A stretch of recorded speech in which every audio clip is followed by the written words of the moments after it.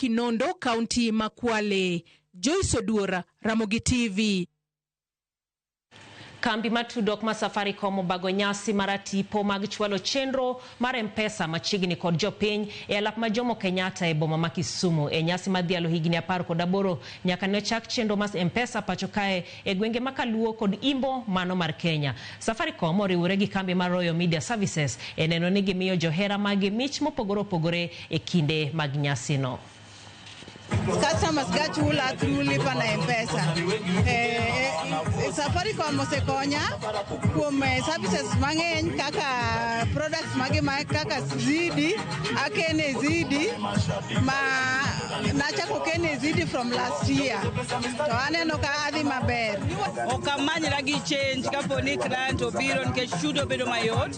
Mopogore gi mano gimiyowa products moko mabeyo makonyo kaka jouso. Gimoro ka Zidisha Plus. Zidisha miyowa tich mayot an kaka ng'ama nigi biashara.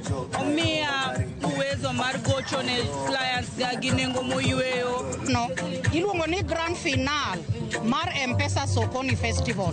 Wasebet kawa celebrate 18 years mar M-Pesa. M-Pesa osedongo mana ni customers ma wan go mosebet ka support wa, mosebet ka tiyo gi product no. Koro wakwajo Kisumu mapok ochopo mambo leo. Chopuru stadium, chopuru e showground kae.